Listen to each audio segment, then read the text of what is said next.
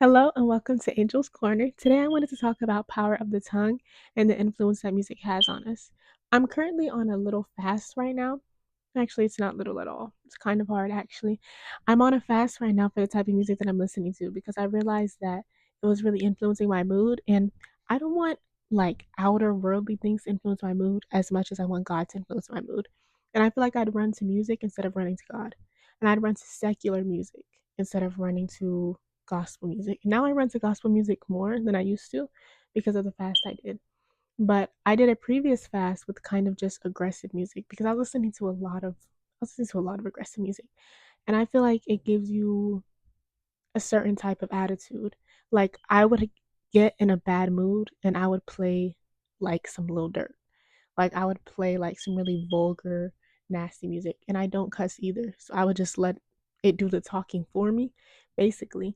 When in reality I should have been like praying instead of like sitting in the anger. I feel like music can have you sit in a feeling that you're not meant to sit in, or sit in that feeling in a way that you're not supposed to. Sometimes you have to sit in your feelings with God, not sit in your feelings with something worldly. So I feel like whenever I got sad, I went to the saddest possible song I could find and I'd sit in that sadness and I just let it linger. And whenever I got mad, I'd listen to some really angry, violent, vulgar music and I'd sit in that anger and let it linger. When in reality, feelings just move. You know, life moves in seasons, everything moves in seasons, everything moves in times. You can't just sit there and let something simmer. You got to let it pass. I was just sitting and simmering in feelings, simmering in secular music, simmering in a vibe that God would not want me to be in.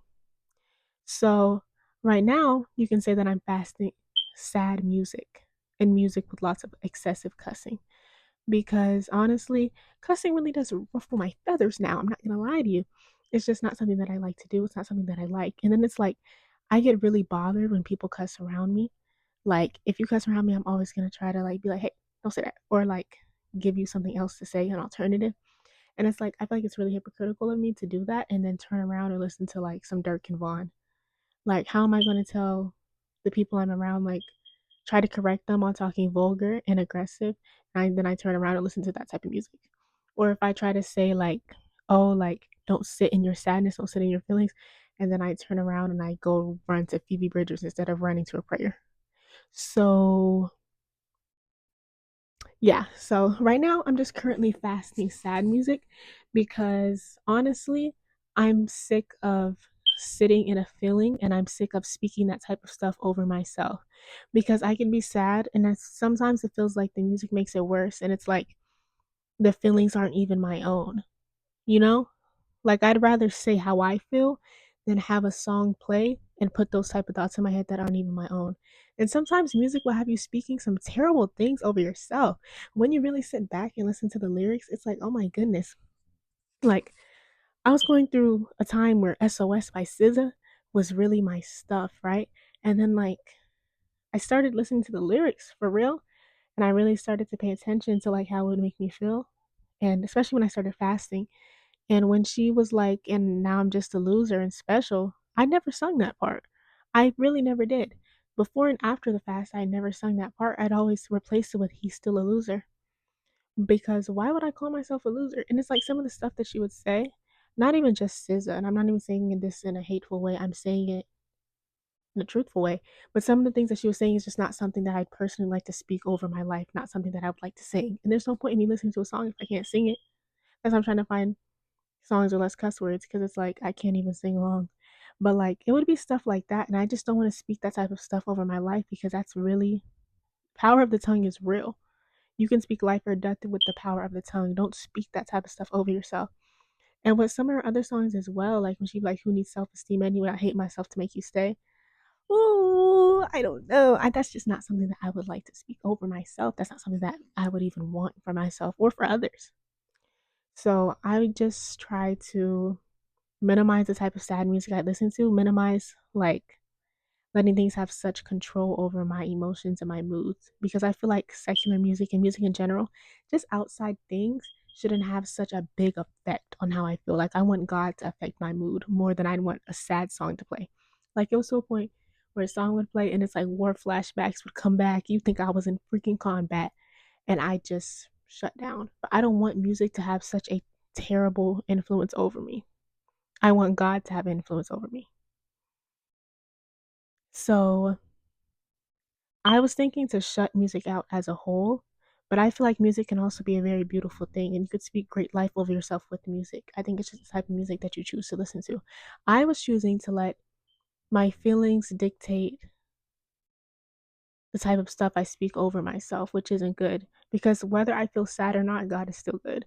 Whether I feel like I'm not good enough, God still says I'm good enough. So why would I turn around and listen to music that talks about not being good enough and speak that over myself when it's far from the truth because I'm told the truth here. So you just have to be careful on what you speak over yourself, and you have to be careful with the type of media and things that you consume as you follow God because sometimes it can be really deceiving and it can have you thinking things and it can have you feeling things that are far from the truth. Like songs could have me feeling like sometimes it feels like the feelings aren't even mine, but I'm just so influenced. I'm just so sad from somebody else's feelings and it feels heavy sometimes. And I just don't want that type of heaviness on me. Like I feel like I have enough going on. Like I got my pain and I got scissors. Like, can I just carry a can I just carry my pain? Like I don't know. It's just I don't want that type of influence on me and I don't want that type of things spoken over myself. Because I'm a really big believer in speaking life over yourself and pouring life into others as well.